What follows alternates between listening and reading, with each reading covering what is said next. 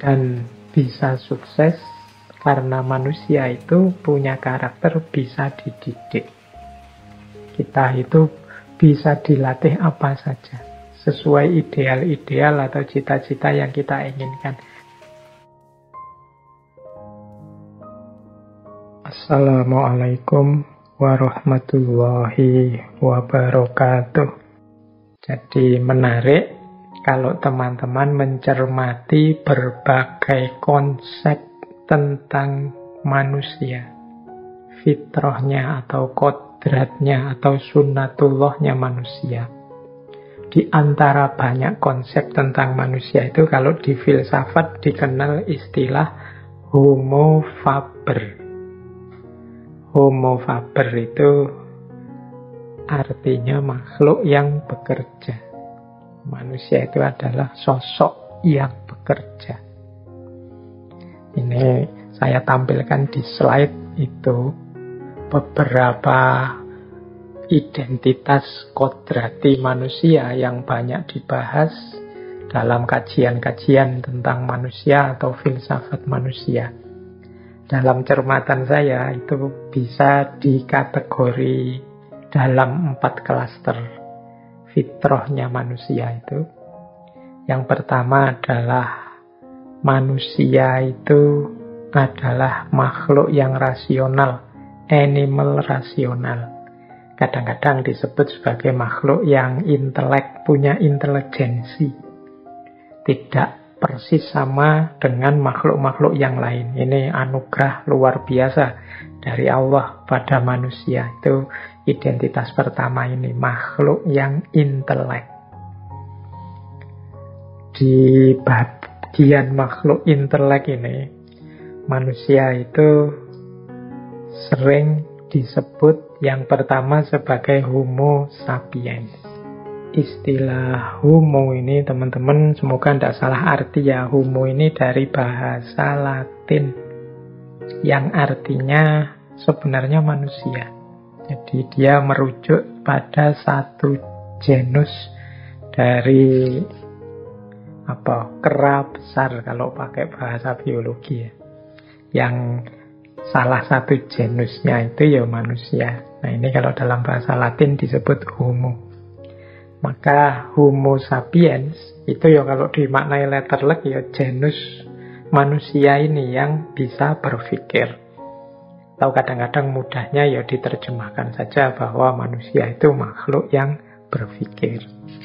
Berbeda dengan makhluk-makhluk yang lain.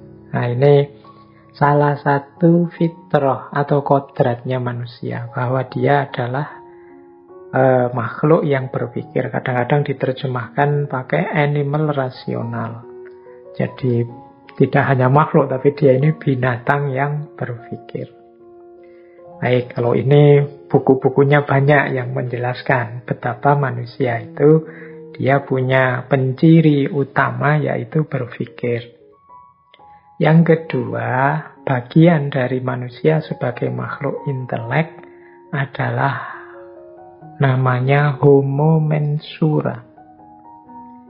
Homo mensura itu, istilah ini sebenarnya satu konsep yang dikemukakan seorang filosof Yunani namanya Protagoras. Homo mensura itu makna letternya manusia adalah makhluk yang menilai, makhluk penilai. Maksudnya bukan kok seperti dosen-dosen atau guru-guru membeli nilai muridnya. Maksudnya manusia itu adalah yang menetapkan semua standar-standar nilai dalam hidup ini. Manusia itu dalam hidupnya selalu memberi nilai, apakah itu kebenaran, keadilan, hukum, dan lain sebagainya. Sumber nilai mungkin bisa dari mana-mana, tapi yang memutuskan dan menetapkan nilai itu ya manusia. Jadi kita ini kan selalu kalau melihat apa-apa itu tidak pernah berhenti menilai. Ini namanya homo mensura. Oh, itu baik. Kalau ini tidak masuk akal. Oh, kalau yang itu ya masuk akal sih, tapi tidak pantas begitu itu. Itu namanya menilai. Kita tiap hari kan dalam hidup ini serba menilai. Tidak pernah atau jarang berhenti hanya pada data dari panca indera. Kita seringkali menilai. Makan pun ya kita nilai, ini enak, ini tidak enak. Ini terlalu jauh, wah kalau itu terlalu berkhayal, ngawur itu. Oh, kalau kita selalu menilai. Itulah hakikat manusia sebagai makhluk intelek yang kedua. Yang ketiga ada istilah Homo racentis. Homo racentis ini manusia sebagai makhluk yang merasa, punya perasaan. Jadi di antara khasnya manusia itu dia punya kepekaan rasa. Nah, ini namanya Homo racentis. Ya nanti mungkin lain waktu kita jelaskan detail ya aspek homo ini, penciri kodrat manusia. Ini belum sempat kita jelaskan dulu di ngaji filsafat waktu kita membahas tentang fitrah. Karena waktu kita membahas tentang fitrah lebih fokus pada perspektif agama, perspektif Islam. Nah, kemudian ada juga Homo volens. Homo volens ini manusia itu makhluk yang berkeinginan. Jadi manusia itu tidak pernah puas di satu titik. Dia ingin yang baru, menciptakan lagi, berkeinginan lagi. Itu manusia sebagai Homo volens. Kemudian manusia sebagai Homo educandum. Homo educandum itu manusia itu makhluk yang dapat dididik. Seperti apa karakter seseorang, seperti apa kepribadian, sosok, keterampilan, dan lain sebagainya. Itu bisa ditanamkan pada manusia dan bisa sukses karena manusia itu punya karakter bisa dididik.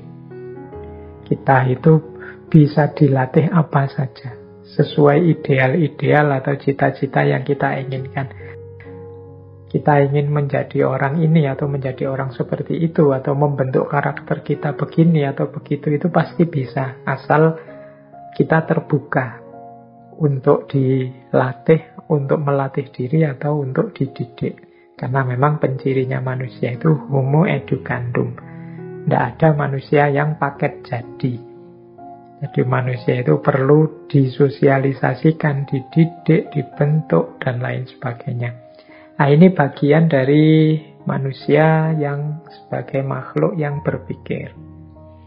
Ada pula terkenal sekali manusia sebagai makhluk sosial. Kalau ini teman-teman sering dengar ya. Bagian dari manusia sebagai makhluk sosial itu ya ada Homo socius, ada Homo economicus, ada Homo conquered. Homo socius itu manusia itu sebagai makhluk yang membutuhkan yang lain. Perlu bergaul, berinteraksi dengan yang lain. Disadari atau tidak disadari. Yang kedua, Homo economicus. Homo economicus itu manusia sebagai makhluk yang senantiasa ingin memenuhi kebutuhannya. Jadi manusia itu makhluk yang berkebutuhan. Baik kebutuhan yang sifatnya asali maupun kebutuhan yang memang diciptakan sendiri. Sesuai keinginan-keinginan tadi. Sesuai Homo volens tadi. Ingin ini, ingin itu bisa bertambah terus kalau manusia. Kalau hewan kan insting saja. Makan sudah kenyang ya sudah. Kalau manusia, tidak cukup hanya itu. Dia bisa menetapkan sendiri, oh saya butuh ini, butuh itu.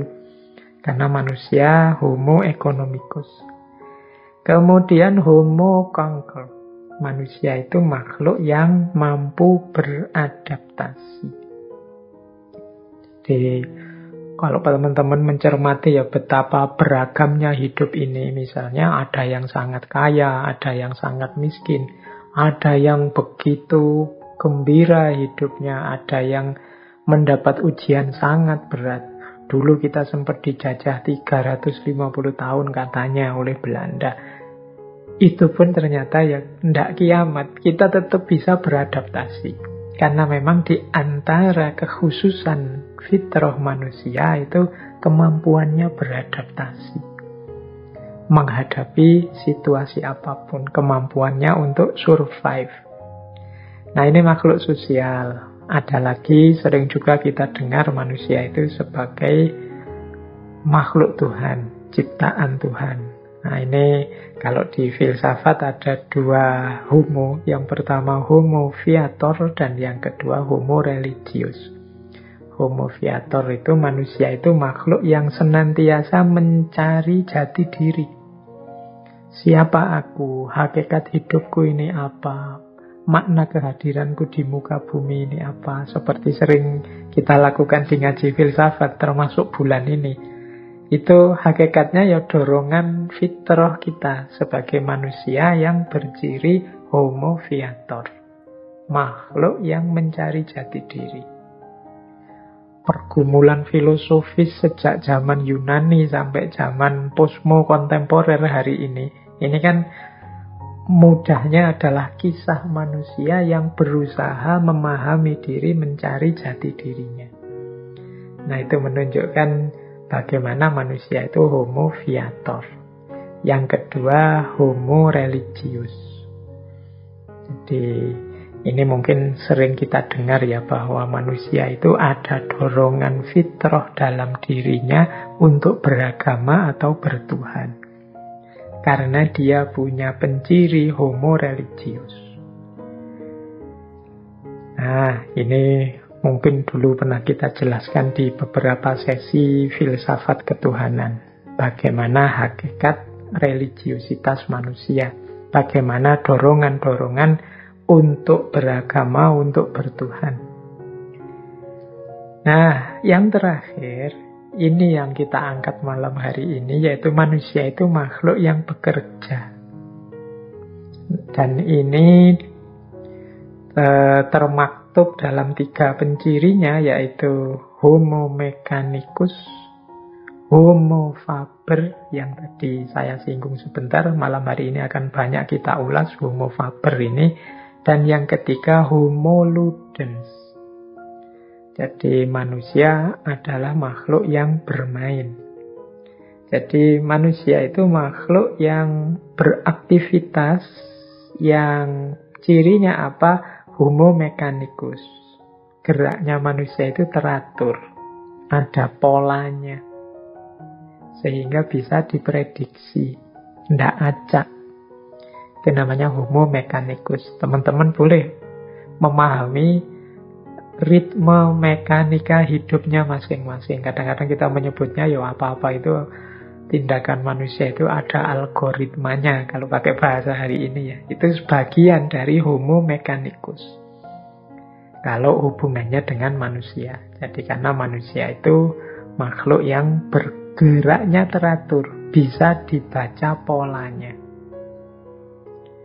Nah, yang kedua homo faber. Nah, ini yang nanti kita bahas ya. Homo faber itu manusia itu makhluk yang berkarya atau bekerja. Yang ketiga homo ludens. Kalau homo ludens ini manusia makhluk yang bermain. Ini teman-teman boleh mengulang lagi membuka ngaji filsafat ketika kita menjelaskan tentang permainan. Nah, itu tema homo ludens. Jadi kalau mau dirinci yang sudah kita bahas itu kelihatannya homo ludens, homo faber. Kalau homo sapien mungkin bagian dari berpikir kritis, berpikir kreatif dan lain sebagainya. Kemudian mungkin homo religius itu banyak kita ungkap di sesi-sesi ketika kita membahas agama. Semoga nanti aspek-aspek fitrah kodrati manusia yang lain bisa kita angkat semua satu-satu ya pada saatnya. Baik, jadi homo faber atau kerja atau karya itu adalah bagian dari kodrat fitrah manusia.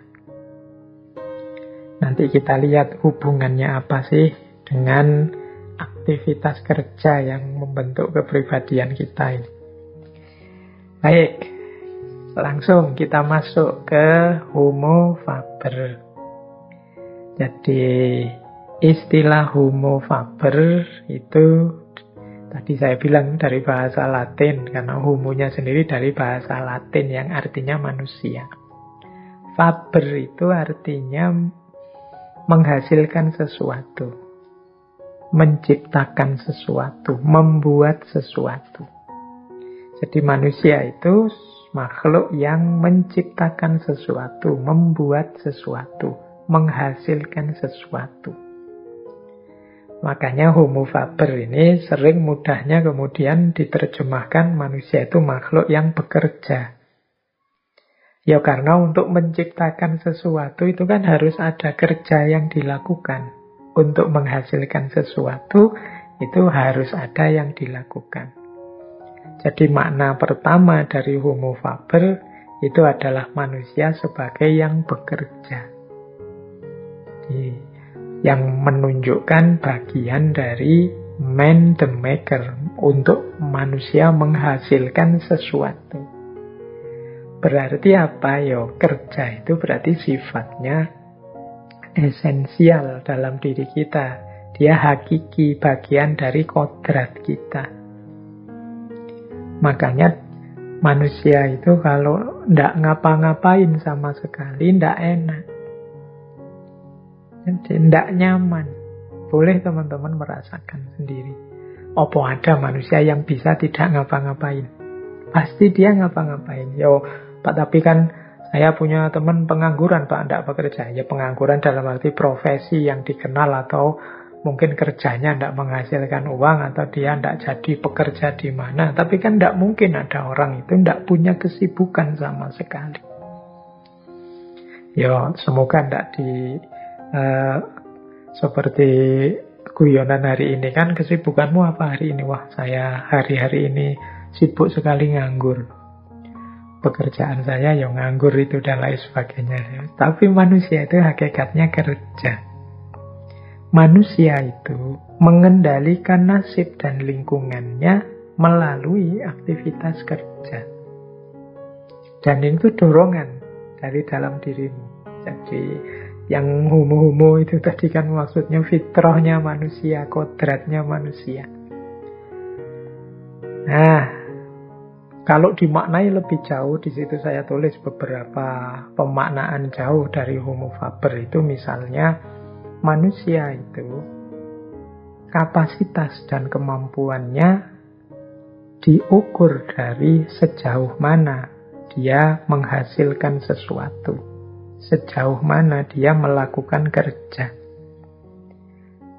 Jadi saya itu apa sih yang saya bisa, apa sih yang saya mampu, kapasitasku berapa atau seperti apa sih, itu biasanya dilihat aku bisa menghasilkan apa yang bisa aku lakukan yang membuahkan sesuatu. Nah, ini bagian dari Homo faber. Makanya orang yang tidak bisa apa-apa itu kan rasanya agak minder gimana gitu. Wah, saya itu rasanya kok tidak bisa apa-apa, Pak. Itu kan teman-teman rasanya minder. Itu karena bagian dari dorongan makna diri kita sebagai makhluk yang bekerja atau menghasilkan sesuatu.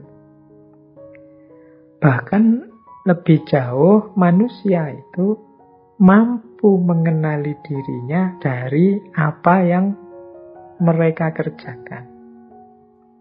Jadi kalau kita ingin memahami siapa kita, ya yang kita lakukan kan merenungi diri kita. Kalau teman-teman cermat, sebenarnya merenungi diriku itu yang direnungi apa sih? Sebagian besar bahan atau materi renungan itu adalah apa yang kita kerjakan, apa yang kita lakukan. Kalau teman-teman bertanya pada diri sendiri, siapa sih aku itu? Itu kan teman-teman membaca apa yang aku lakukan selama ini. Jadi kita itu mengenali diri kita dari apa yang sebelumnya kita kerjakan. Aku kok orangnya gerusa-gerusu ya? Aku kok orangnya lambat ya? Aku kok orangnya tidak sabaran ya, aku kok orangnya... Ini kan kualitas-kualitas dari kerja, aktivitas sehari-hari yang kita lakukan. Jadi itu antara lain makna dari homo faber. Nah, selanjutnya manusia juga secara umum menilai hidup ini dari apa yang mereka kerjakan. Jadi nilai-nilai kemanusiaan itu banyak dikaitkan dengan apa yang dikerjakan oleh manusia. Jadi baik, buruk, benar, salah. Kalau dalam agama itu ada halal, ada haram. Itu kan semuanya bersentuhan dengan hidup, cara manusia menjalankan hidupnya, beraktivitas. Jadi nilai itu kita rumuskan dari situ. Oh itu orangnya rajin. Oh itu orangnya males. Oh kalau yang seperti itu tidak boleh, itu merusak. Oh kalau yang begini bagus, ini sesuatu yang misalnya menginspirasi. Oh ini, itu sebenarnya semuanya berhubungan dengan kerja. Nah itu makna homo faber. Bisa pula dimaknai manusia itu dia dipandang tidak bernilai dalam tanda petik ya, ketika dia tidak mampu mengerjakan sesuatu atau tidak mampu menghasilkan sesuatu seperti yang diinginkan. Wis mudahnya begini, untuk tidak noding keluar ya, untuk kita sendiri misalnya. Kita misalnya mahasiswa ujian. Kok ya ujian kita tidak bisa nggarap, tidak bisa mengerjakan tugas dari dosen. Wah, saya tidak mampu ini. Itu kan kita merasa kecewa dengan diri kita. Karena tidak mampu melakukan kerja tadi. Saya tidak punya arti lagi. Kita terus memandang rendah diri kita kayak kemarin-kemarin di identitas kemarin banyak kita jelaskan.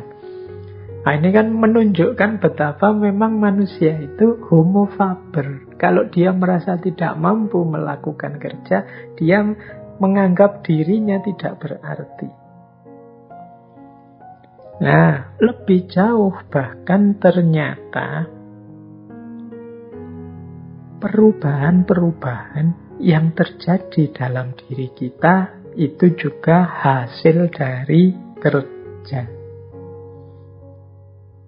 Jadi kita ini, diri kita seperti apa konstruksinya hari ini, itu adalah buah dari kerja yang kita lakukan. Berpikir, merenung itu penting, tapi jauh lebih berpengaruh kerja yang kita lakukan, tindakan yang kita lakukan. Kita berpikir tentang, wah ini baik, itu baik. Menurut saya membantu orang lain itu utama. Menurut saya gotong royong itu bagus. Menurut saya hidup tertib itu bagus. Itu kalau cuma dalam pikiran, dia tidak membawa pengaruh besar untuk hidup kita. Tapi pengaruh besar itu tampak ketika kita mewujudkannya dalam kerja, dalam tindakan yang sifatnya aktual sehingga melahirkan sesuatu. Jadi kerja itu selain mungkin melahirkan tujuan dari kerja itu sendiri, nantinya efek kerja itu juga membentuk diri kita sebagai pribadi. Nah, nanti ada banyak uraian tentang itu di belakang. Bahkan, ya kalau diuraikan lagi lebih jauh, dunia ini, alam semesta ini berkembang itu juga karena hasil karya, hasil kerjanya manusia. Jadi kalau kita sering mendengar istilah hidup ini kan berkembang, hidup ini kan dinamis, itu sebagian besar perkembangan dinamika itu buah dari kerja dan karya manusia. Jadi ini salah satu anugerah Allah yang luar biasa pada manusia. Selain animal rasional atau homo sapien atau berpikir tadi, itu juga termasuk kerja. Jadi di antara penciri khususnya manusia ya di aspek kerja ini. Baik, itulah makna-makna dari homo faber. Jadi kalau ada yang tanya, Pak, kok yang diangkat malah tema kerja sih Pak untuk memahami hakikat diri? Ya karena memang bagian dari kedirian manusia itu ya aspek kerja ini.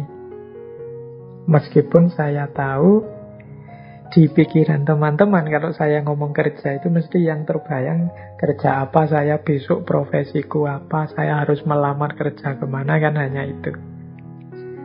Makanya sering orang kemudian merasa tidak nyaman ketika membahas kerja ini karena diasumsikan kerja itu mesti nanti menyinggung diriku yang masih nganggur atau yang masih gamang dengan kerjaku di masa depan, profesiku di masa depan.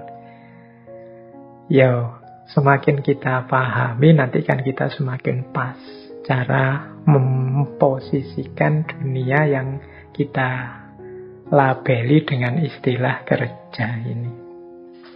Jadi tidak masalah ya teman-teman, justru kegelisahan atau ketidaknyamanan ketika membahas tema kerja ini menunjukkan betapa memang ada semacam dorongan kodrati dalam diri kita, setiap manusia, untuk menghidupkan unsur kerja sebagai bagian dari tugas dan amanat kita di muka bumi. Nah, menarik, saya angkat juga malam hari ini, meskipun tidak bisa kita ulas panjang lebar mungkin di lain waktu, yaitu pembedaan antara work and labor. Kalau work itu artinya kerja, labor itu kadang-kadang kalau buka kamus itu artinya buruh. Nah, ini kita lihat ya, ini saya ambil makna bedanya antara work and labor. Kalau Karl Marx misalnya punya filsafat yang luar biasa tentang buruh. Beberapa mungkin filsafat-filsafat pembebasan itu banyak juga yang membahas tentang buruh. Tapi malam hari ini kita tidak fokus ke situ. Kita pahami saja sebentar bedanya antara labor and work. Labor itu ya memang sering diartikan buruh. Jadi memang artinya buruh itu secara letterlek adalah aktivitas, labor itu aktivitas yang berkaitan dengan kebutuhan biologis, pemenuhan kebutuhan dasar manusia. Makan, minum, buang air bahkan dan lain sebagainya. Itu dalam bahasa Inggris istilahnya labor. Nah, kenapa kok kemudian konotasinya adalah buruh, sering dimaknai sebagai buruh? Ya, orang bekerja pada orang lain, baik individu atau mungkin organisasi atau mungkin perusahaan. Itu kan dia melakukannya demi upah atau bayaran, yang kemudian upah atau bayaran itu dipakai untuk memenuhi kebutuhan hidup. Jadi segala yang kita lakukan untuk memenuhi kebutuhan hidup, termasuk ketika kita bekerja pada orang lain, itu secara etimologi namanya labor. Nah, makanya kemudian istilah ini dipakai untuk menunjukkan pada sosok yang kita kenal sebagai para buruh, para karyawan, kalau bahasa lebih halusnya mungkin begitu ya. Nah, berbeda dengan work. Kalau work itu mungkin dalam bahasa Indonesia lebih pas maknanya itu karya. Jadi segala yang kita lakukan yang itu menghasilkan sesuatu, apakah itu ciptaan atau kreasi atau apapun yang membawa efek pengaruh manfaat pada dunia secara umum. Tidak hanya memenuhi kebutuhan dasar kita. Jadi ini namanya work. Misalnya kita nulis buku yang dibaca banyak orang, itu work. Kita bikin film, bikin YouTube, bikin vlog, bikin TikTok yang menyenangkan banyak orang, itu lebih work. Jadi ini karya. Kalau labor, itu yang diincar adalah pemenuhan kebutuhan dasar, ya antara lain dengan cara bekerja pada orang, pada lembaga organisasi. Kalau work, itu sifatnya menghasilkan karya. Kalau di labor, itu banyak juga kerjanya menghasilkan karya, tapi karyanya tidak bisa dia klaim, tidak bisa dia akui.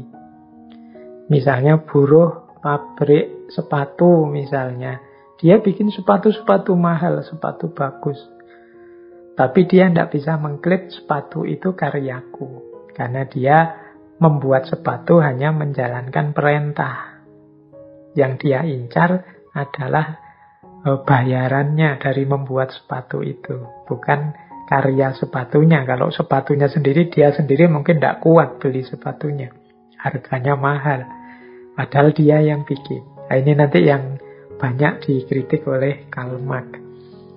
Nah, beda dengan work atau karya. Kalau karya, ini aktivitas ini kita lakukan menghasilkan sesuatu, membawa efek atau pengaruh kepada lingkungan di luar kita dan memuaskan keinginan kita. Ini lebih pada work. Ya, ada kalanya work dan labor ini nyambung. Mungkin ada situasi misalnya saya pelukis, bikin lukisan monumental yang luar biasa, membawa pengaruh, dan ternyata lukisan ini juga ada nilai uangnya. Saya terus dapat uang dari situ. Kayak teman-teman hari ini YouTuber bikin YouTube yang sebenarnya ini passion saya. YouTube ini saya sukanya ngajar, sukanya memberi petunjuk pada orang lewat YouTube, saya lakukan. Ini saya puas dengan karyaku ini, tapi ada nilai uangnya juga. Nah, di titik ini work dan labor bertemu. Tapi ada kalanya juga orang itu hanya labor, kerja yang dia lakukan tidak cocok dengan passionnya. Dia tidak bisa mengklaim hasil karyanya karena dia hanya ikut orang. Ya, sama-sama kerja, misalnya bikin YouTube, ternyata kita itu hanya ikut orang, ikut YouTubernya. Nah, kita tidak bisa mengklaim karya YouTube itu karena orang mesti dikaitkan dengan yang punya YouTube, yang punya channel. Kita hanya bantu di situ, mungkin bantu kameranya atau bantu soundnya. Yang penting kita setelah bantu dapat uang sih. Sehingga uang ini untuk memenuhi kebutuhan kita. Ini labor. Kalau work itu karyanya ya karya kita. Kita bisa mengklaim dia berpengaruh besar pada orang lain. Dan orang juga ngerti kalau itu karya kita. Apalagi kemudian hasilnya besar. Kita yang menikmati. Nah, itu bedanya work dan labor. Ini kalau dibahas panjang nanti masuk ke filsafat sosial atau filsafat politik.